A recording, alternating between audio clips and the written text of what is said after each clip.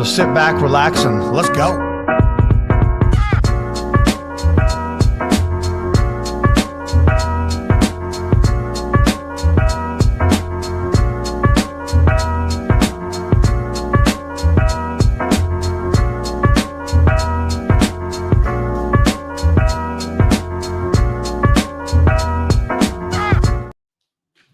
All right. Welcome to Max Effort Kitchen Podcast.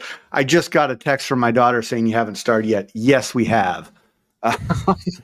She is on me like, why aren't you started? Why? And I'm like, dude, hey, this is a wait 3 minutes. Yeah. We're adults. We can make our decisions there, Maddie. If she wants to know, it was my fault. You couldn't hear me. No. I had to restart my browser. We like to chat a little bit beforehand, and that helps out. Still, I had to restart my browser. Yes, not a lie. Yeah, not a lie. Couldn't hear Cornell. That's okay though. How you doing today? Good. I'm not going to ask about that question that was just popped up. I didn't even see it yet. Or not. I'm not going to make a deal of it. Thank you, Cornell. You experienced that firsthand. Mm-hmm. Thanks, Alana. Appreciate it. And she doesn't like it when I call her Alana, so she's Alana for the rest of the show. Yeah. No, I'll let, if you want to come on the show and read that comment, you can look at it yourself. So, Cornell, I saw you went to the gun range today. How was that? It was good. Nice. It's funny because I've asked my father-in-law probably a half dozen times to go.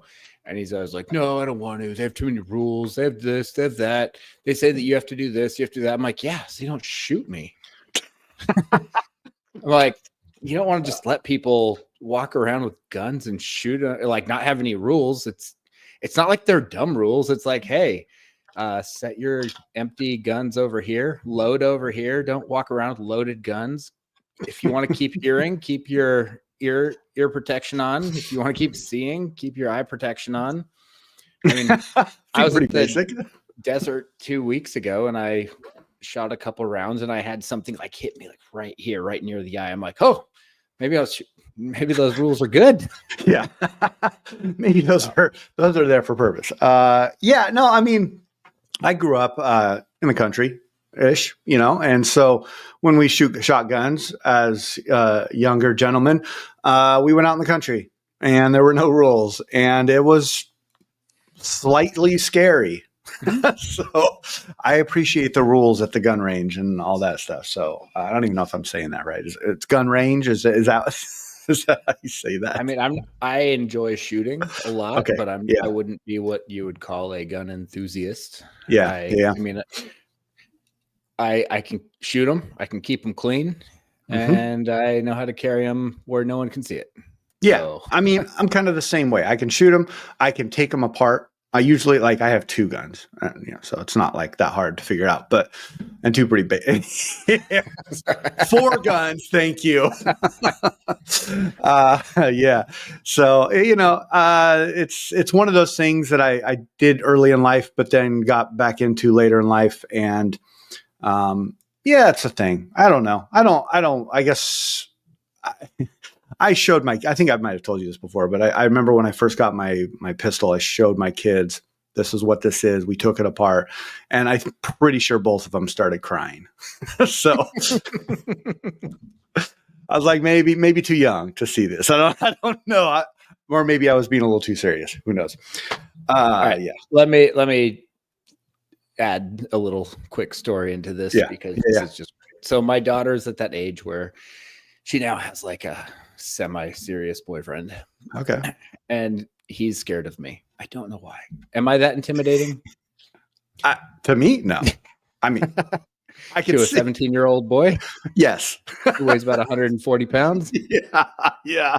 So she's always like, why are you scared of him? He's like, because he's terrifying. He's covered in tattoos. He lifts weights.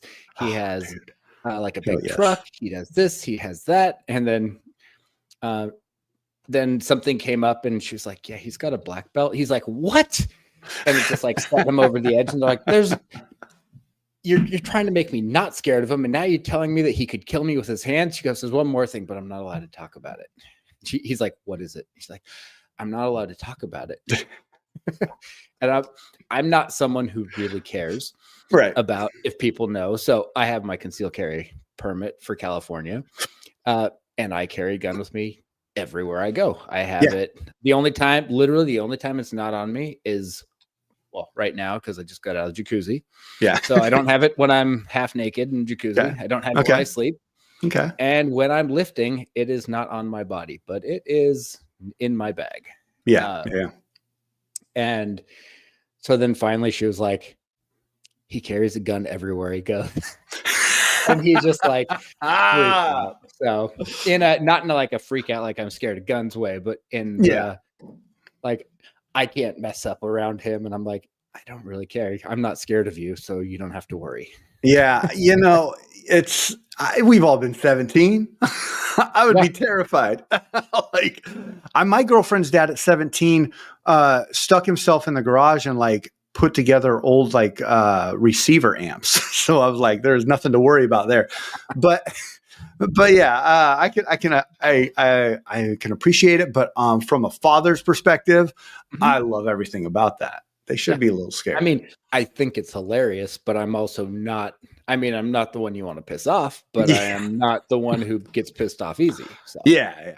And at 17, like the likelihood of them lasting, I don't know. Like I don't know your daughter very well, so I don't want to speak out of turn. But 17 and moving in less than a year, probably not. Well, luckily I haven't had to deal with that yet, but I'm sure it's coming down the road. So, don't make that big of a deal of it. Yeah, exactly. It is what it is. And all kids date and whatever, it happens. And now it's our job to protect them. That's it, let them live their lives. Food. Dude, okay, so I know you've probably heard me say it like 10 times now on the Polo, but you'll hear it 11th time. I am on a 10-day vacation. I don't do this very often, but I'm doing a staycation. And I've made it a goal of mine to cook like the entire time. And so my coworkers got me a gift. They gave me like, I don't even know what the poundage was. It was 8 hanger steaks. And Cornell, you know what the hanger steak is. And for those of you who don't, a hanger steak, in my opinion, is one of the best cuts.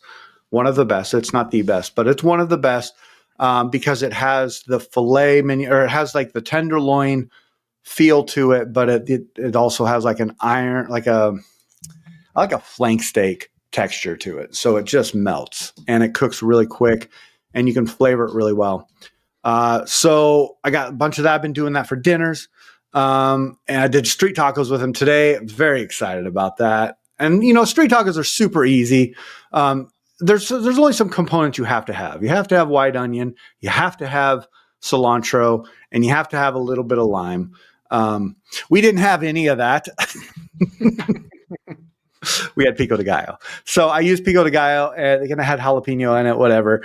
So I made our own little version of it, had like a little crema with it. It was fine. But did it on the barbecue, charred up the tortillas. And I like that feel of like barbecue tacos. Sure. Corn. I forgot did you say corn or flour? Corn tortillas. And what I usually do is I'll hit them with a bunch of oil and take like, we have a homemade taco seasoning, and I'll dust them in that taco seasoning so they're nice and flavorful, like kind of limp, flavorful deals. They char up a little bit, and usually like the last one in the bunch, by the time you get to it, is like almost like a crunchy taco. So that's kind of good too. Yeah, I'm cooking. I'm doing and you're probably seeing on Instagram, I'm doing a 3-day fermented pizza dough where I'm going to make some focaccia. I'm elated. I cannot wait just to like take a week and cook, and it'll be fun. Sure is nice being a 110, isn't it? Boom. There is agenda behind this. I mean, I'm at I'm a 102 right now. So I was at 101.9 this morning. I guarantee I'm above that now. So I'm just going to eat. all I want and do it, and wherever I land. Yeah, that's the best way to do it. Yeah, and like I woke up today, and we'll talk about this a little bit, but I went to a one day of a camp yesterday, weightlifting camp, and I was like, dude, I told Lana, I was like, I'm surprised I'm not like hurting, because we did a double day. I went pretty heavy for the complexes that we were doing. I was up in the 85 to close to 90 range, and I woke up this morning. I was like, man, I feel all right. I like this. There's still tomorrow. Yeah, I know. Well, that was what I was going to lead into. I'm going into the 8-week cycle. So I think he said 9-week cycle, but I don't know the math. Whatever. I'm just gonna watch the programming and do what I'm told. We are roughly like 60 days away. Yeah. But yourself, I can imagine you're probably not doing too much cooking these days, but I did see that you made a pizza the other day. Yeah, I mean, I'm still cooking halfway decent amount. I'm just not eating. So yeah, I mean, that's right. I did make a really good pizza. I had one piece of pepperoni covered in the honey, and it was delicious. Mm-hmm. It turned out super good. When I make it for myself, I like to cut the doughs in half and make 2 12-inch pizzas. When I make it for my wife and daughter, they like me to leave it as a thicker crusted pizza. And I mean, it takes longer to cook, but it looks so good, smells so good. Smells are calorie free, so you kind of take that how you can. Yep. And then it's also funny because since I've been limiting so much on what I have been able to eat, I'm seeing these recipes and I'm like, I'm gonna make cottage cheese ice cream, and then I make it and I'm just like, it's acceptable. And then I told my wife, I'm like, hey, try this. And she was just like trying not to spit it out in front of me. Yeah, I've seen that recipe. It really wasn't that bad. Okay. But so it was half, or I don't remember the exact numbers. Look it up if you want. They're all over the place. It was cottage cheese blended. It was roughly like a cup and a half cottage cheese, 3 ounces of honey, a couple tablespoons or 3 ounces, which is not that much, of chocolate chips. And then you're supposed to put peanut butter in it, but I didn't want to just go grab the peanut butter. And I saw these like roasted honey nuts that was like a bag of just mixed nuts. So I threw a handful of those in, and I think that was it. And when I first just blended it, it wasn't that bad, but it just tasted like a yogurt. And then when I put it in the freezer, it was rock hard. Then I took it out of the freezer this morning. We went to church, came back. I put it in the fridge, came back from church, and then it was like ice cream consistency. And I was like, this is acceptable. Okay. Like, I would not pay for this, but when you want something that's when you're just done with steak and eggs and chicken, then I'm like, this is a decent flavor. Yeah, I mean, you're mixing it up and you're trying to do it in a way that you still get some of the flavors while you're having to diet, and I guess diet or cut, whatever. I've also done, if you're interested, there's a lot of things, and it's going to sound weird, and I promise you it's not, but using avocado as your base, you can do like a chocolate mousse avocado. You can also make a chocolate ice cream with avocado. I have both those recipes. If you want them, we'll send them to you. But you don't even notice it's avocado. It's more of it's like, what gelato is to regular ice cream. It's just a thicker consistency. I'm not overly concerned. I mean, to be honest, this was a lot more work than I think it was worth. And if I just all are. If I just take a couple of big scoops of the cottage cheese, put it in a bowl, cover it in honey, put a handful of berries on it, that gets the edge. Yeah, that's good too. I have a coworker that's been he's trying to get more fiber in his life, and so he's been doing this like morning overnight oats type situation where it's like chocolate, chia seeds, cinnamon. What was the other thing?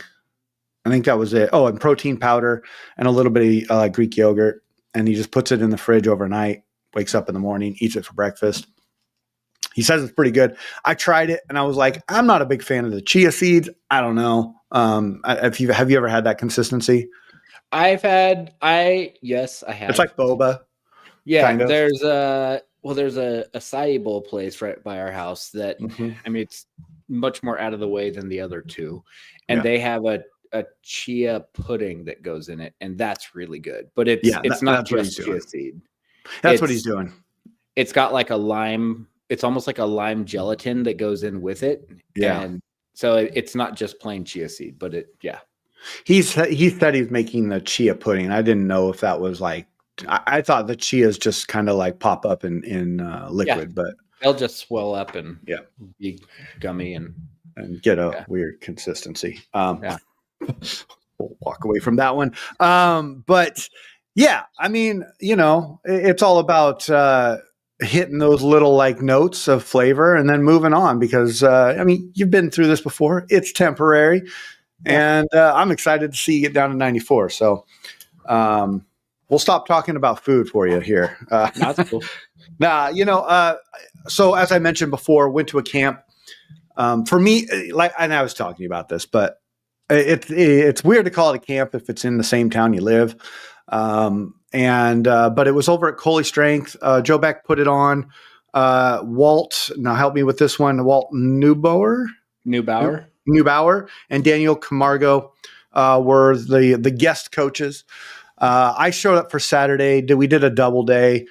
We started the day with double pause snatch, so 2-second pause at the knee and working up to 85%. And then you did a double, or basically two sets of that. And then what was the second one? I'm forgetting what the second one was. I'm looking at my numbers. I'm like, ooh, that's pretty heavy right now. It was a behind the neck split jerk to a front split jerk. Okay. And that was fine. I mean, I don't know about you, Cornell, and how do you feel about this, but like doing jerks out of the rack, there's something different about it. I can't put my finger on what it is, but there's something different about it. I am not a fan of it for tons of reasons, but one of the reasons that I am impressed when I see people is I just watched a guy, I think his name's Colton, don't know his last name. He's been top 3 finisher. I saw a picture of him he was 3rd place under Wes Kitts and Ryan Sessner. Oh, wow. So he's coming back, and I believe there's a chance he's coming to San Diego. Cool. I don't want to I'm not that worried about, I don't know for sure, but there's a chance. I heard a rumor. He sent my coach a video and said like, starting to click, and it was a double behind the neck jerk at 175 from the rack. Wow. And I go, I'm impressed with the jerk, but I'm much more impressed he re-racked it twice. Behind the neck. Yeah. Oh. So he jerked it, racked it. Okay. Jerked it again, racked it, and then put it back on the rack. And I was like, that's the real strength right there. Yeah. Yeah, I think that's more impressive because we all know how that feels, re-racking that. No, thank you. Let's see. Is it Colton Mertens? I don't know. Okay. Anyways, I was just looking up, I was trying to find Instagram. It looks like I don't know if let me see. Well, I mean, either way. He's followed by maybe that's him. I don't know. He's got a mustache. Yes. Right there. Yeah, that's him. Yep. Sweet. That's he looks like a weightlifter. That re-rack is such a So Joe's been having me do snatch grip behind the neck push presses, and it's not going heavy, so it's nothing crazy. I mean, he has me going up to 90 kilos right now. He wants me to get to 110. I don't know if that's going to happen, but right now he has me doing 90, and it's not that much, but it's hairy. Like I'm on boxes, and so when I'm pressing up, I'm doing sets of 3, and there's sometimes I press up on that second one, I drop it in front of me and get it back under it. Like, Sure. I just don't understand the re-rack. Like, it seems like the risk is too high, but I don't know. Hey, some strength is being built, right? We were on a team where a coach didn't listen to things that were being said by athletes, and 2 weeks in a row, which was a shock that he had us do the same thing twice, 2 weeks in a row, lost like 5 athletes because they all got hurt. Yeah. I mean, it doesn't help when your athletes don't know what they're doing and you're just giving them random stuff, and then they're re-racking stuff and breaking their wrists. And yeah.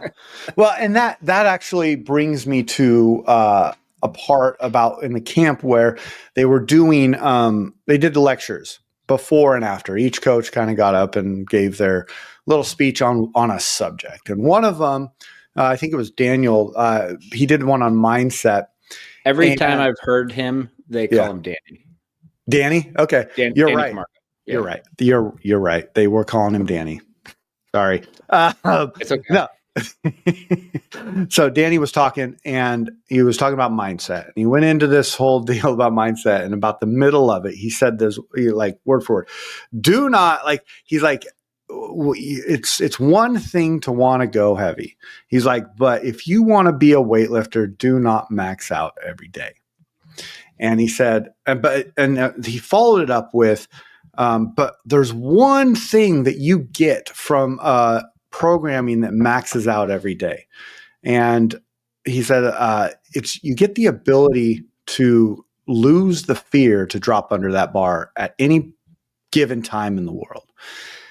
He's like, and that's something you can't train people to do. Like, he's like, and he went into this whole diatribe about like the mindset it takes to drop under that bar, the mindset it takes to get under something that you've never seen, or you're pulling past your knee and you're like, what the hell am I doing? But he's like, the con to that is you will never progress at a rate that you are going to get to your potential. Like, because you're always going to be beat up. You're always going to be hurting.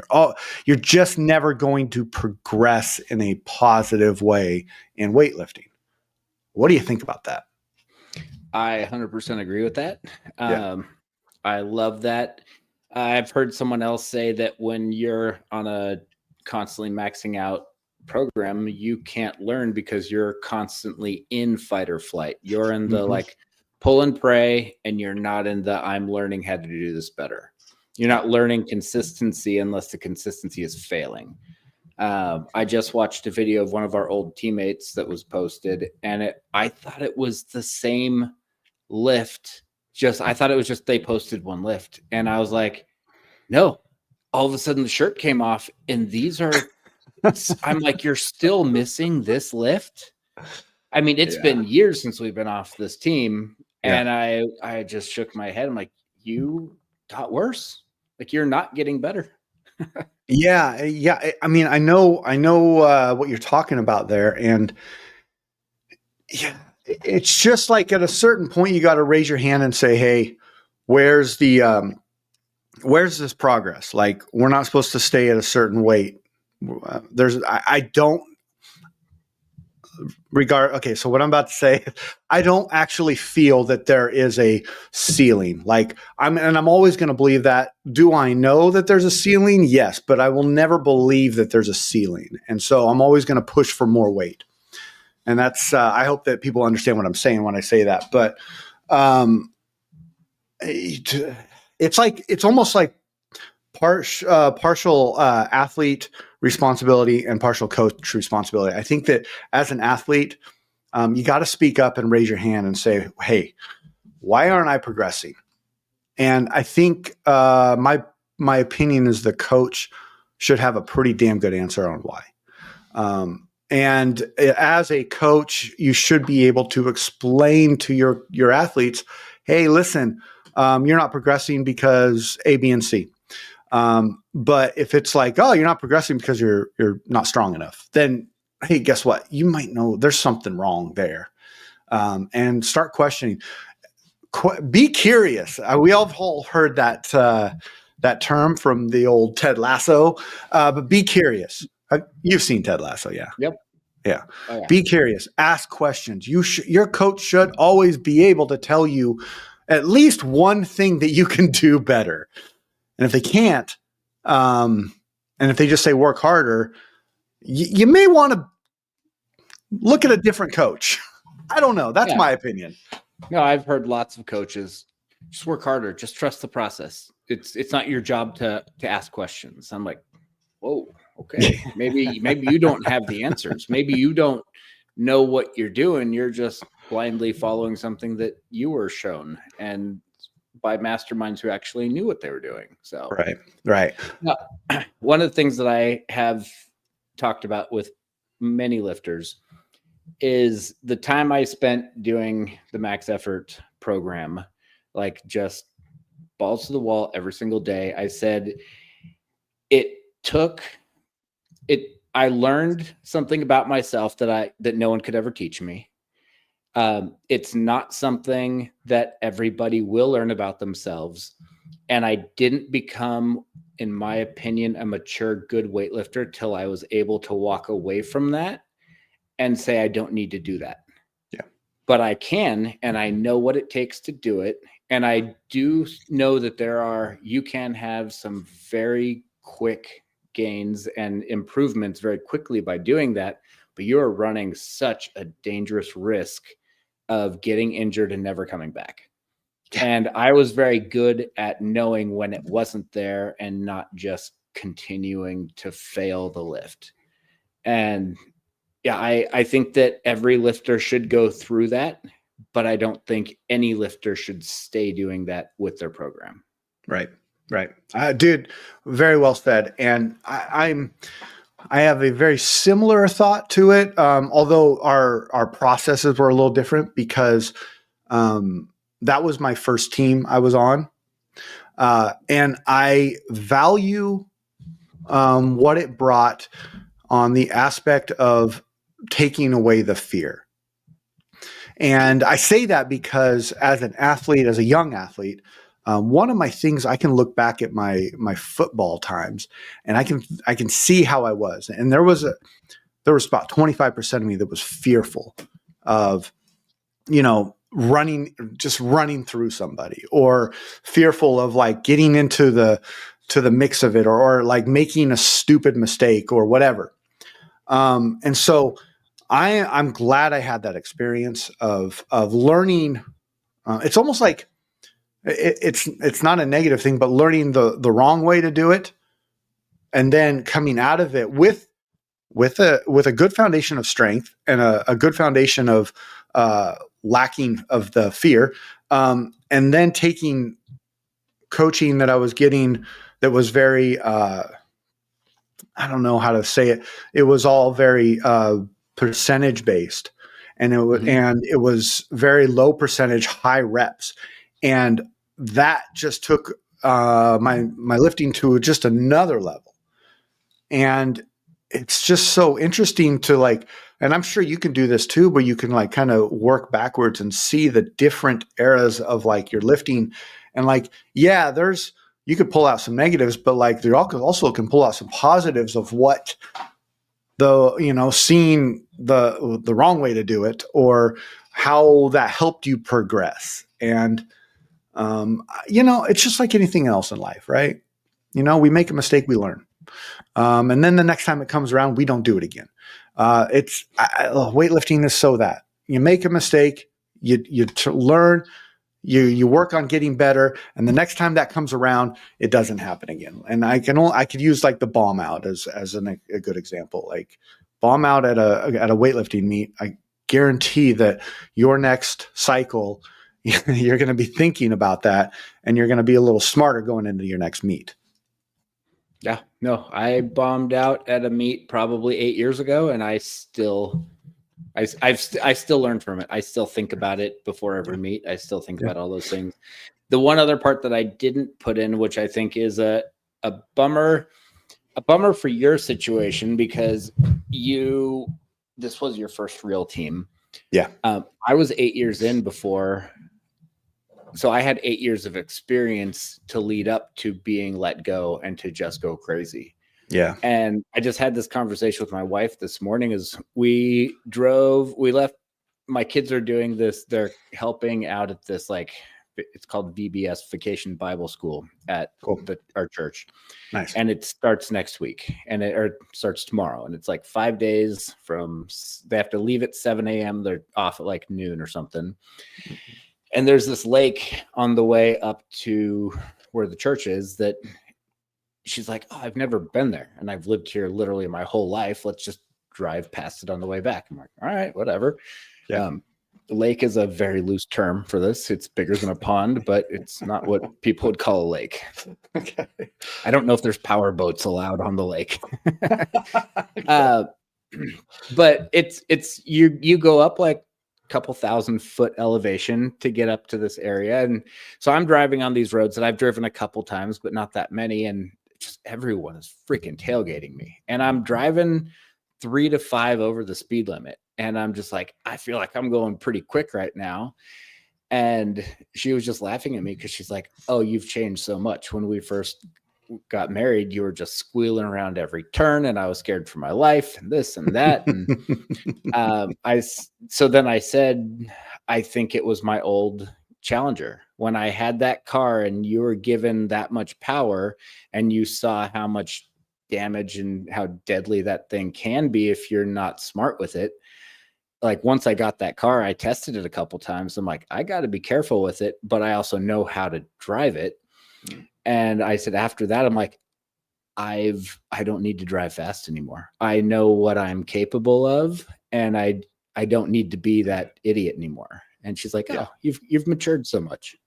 I like that. I mean, that's a really good way, a very thoughtful way of putting it, because it's very true. It's like, and that's kind of how I'm feeling as of recently. Like, I've had a little bit of success in my lifting.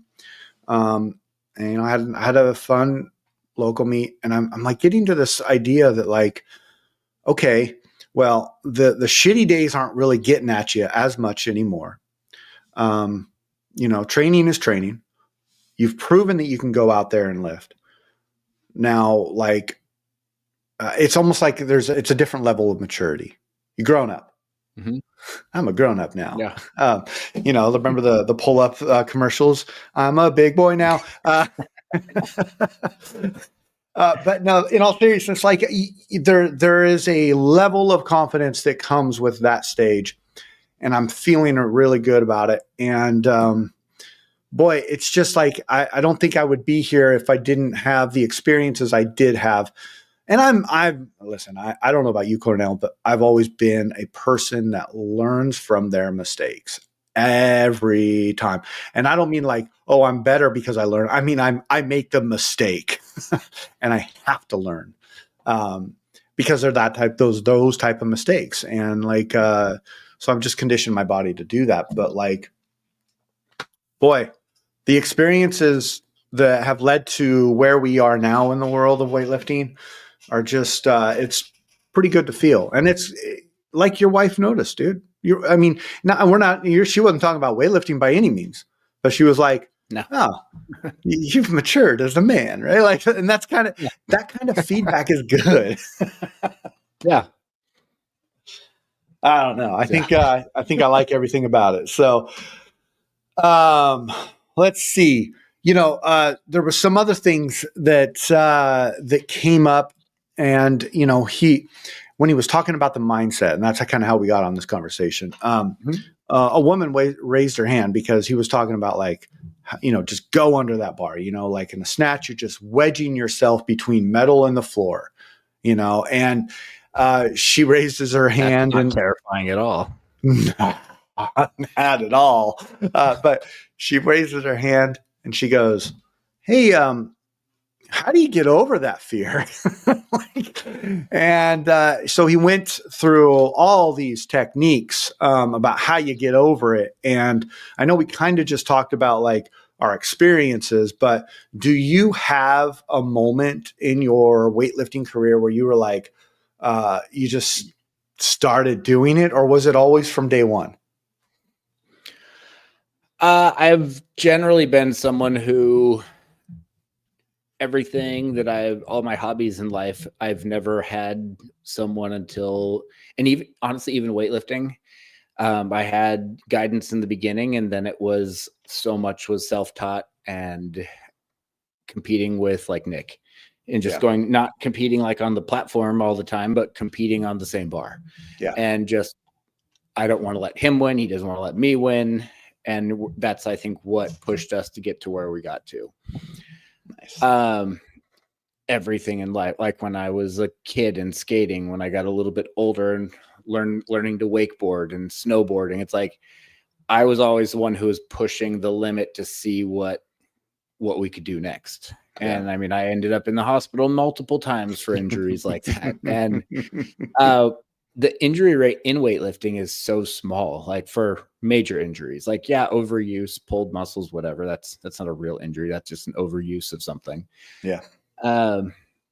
So I think I like this mindset that I don't know if I came up with it in my brain or if I heard it somewhere, but when it's a big lift, it's like, hey, you're going to make it or you're not.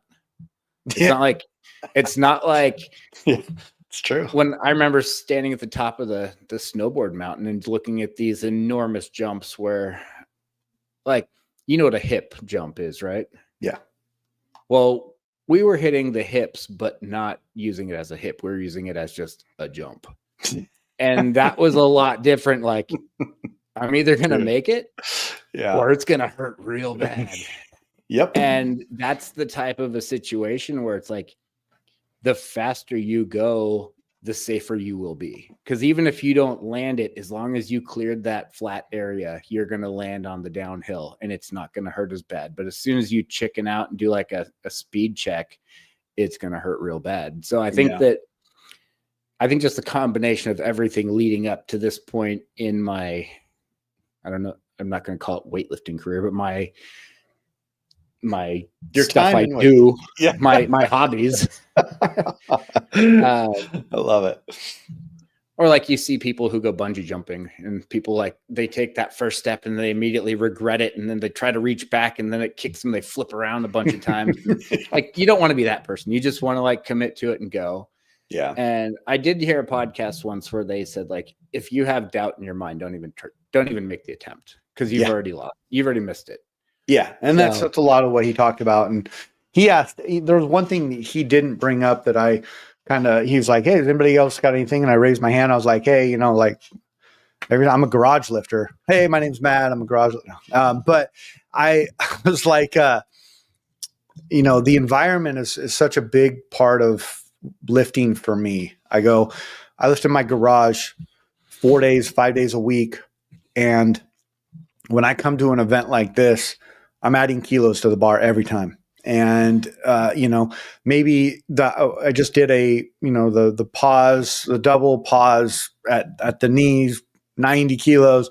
I might've struggled with that in my garage. And, so don't underestimate the environment and learn ways to, emulate environments when you are a garage lifter. Like you've heard me talk about it all the time. It's either like, certain types of playlist. It's getting my family down there to stare at me in the front and stand in front of me, literally. It's opening my garage door and, having people look at me as I'd walk by or whatever. I just try to going live on Instagram. That worked for a hot second, So like, there's ways to do it, but the environment can produce kilos on the bar. And I think that, that was one thing that was a little remiss, but he looked at me and he goes, so, then what do you do when you fail? And I just kind of looked down and I was like, well, I pout about it. And he kind of got a laugh and I go, no, really, I don't have a right answer for that. I go, because every time's a little bit different. I go, sometimes I'm not going to lie. Sometimes I will put the weight down and move on to the next lift. I go, it's just, I know. And I said the term live to lift another day. And, I don't know if he liked that, but, because he was talking to the audience there was a bunch of, they were they were newish lifters. If they weren't in their first year, they were probably pretty darn new to weightlifting coming from the CrossFit world. So, it was a good camp for them to be in, but I don't think he wanted to hear somebody say, I put the weight down and moved on. He was trying to really get them to embrace the grind it out, get there, talk to your coach and work on your mindset and don't give up. And I'm over here like, yeah, I just give up and walk away. I think there's a very different, totally different parts in the journey of weightlifting. Yeah. And if you were a year into this, you probably wouldn't be in that mindset. That's true. You'd probably push a lot harder and the weights would be a lot lighter. And when the weights are lighter, the injuries are a lot further and fewer and more spread out. Yeah. And go ahead. Sorry. I was just going to say that you said that 90% of the people there were women, right? Yeah. Yeah. And when women, their numbers are different than men because boys are boys and girls are girls. Sorry. But I have listened to other podcasts where they have explained that the molecules that make up me are the same as the molecules that make up a 45 kilo woman. So when a woman weighs 45 kilos and she snatches double body weight and hits 90, she can recover from that so much faster than if I do a double body weight back squat. Yeah. Because it takes so much more out of it. And we are the same when it comes down to that molecular structure. Yep. So yeah, there's a lot involved with so many other things that we don't want the people who are new to be having the mindset of the old person who's been doing this a lot longer, who's smarter and wiser and more beat up. Yes. So. Yeah. I mean, and the whole experience was cool. I'm pretty happy with how I just showed up for one day. I don't know if I would have had 3 days of that, but I did see some video today and I saw a bunch of people doing PRs. So that's really cool. And that kind of leads me to my whole point of talking about this. And we're about 42 minutes in, but man, get out there and go to a camp because they are fun and you do get better. And those two things we need more of in weightlifting, fun and getting better. That's all I have to say about that. Sign up for a meet.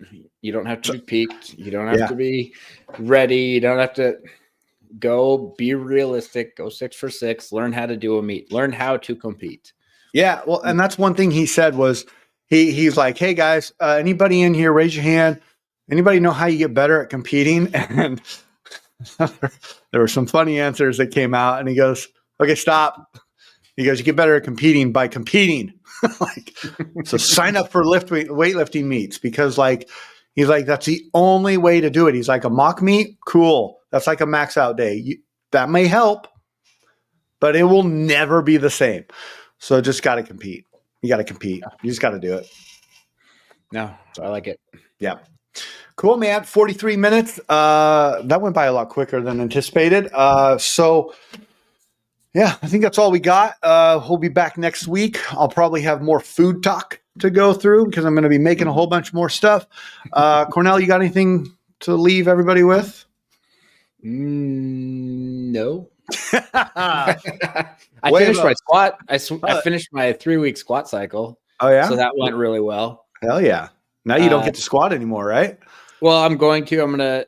So what I'm going to do is I'm going to change it up a little bit. So I did the legs. Now I'm going to do the back, and I'm going to do probably 3 weeks of pulls. Hell yeah. And then I'll do 3 more weeks of squats, and then I'll be 2 weeks out from the meet. But my squats for the final 3 weeks will be triples, not 5s, like 3 sets of 3. And I'm going to finish halfway decently heavy with those. The 5s, I don't allow myself to use a belt, but the 3s, I'm allowed to use a belt.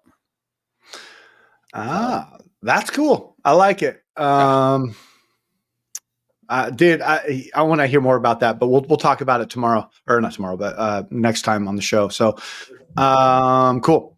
Hope everybody has a good day. I have to get off here because my wife is going crazy on the freaking thing about Alana. Alana. Okay. We'll talk to y'all later. Have a good day. Bye.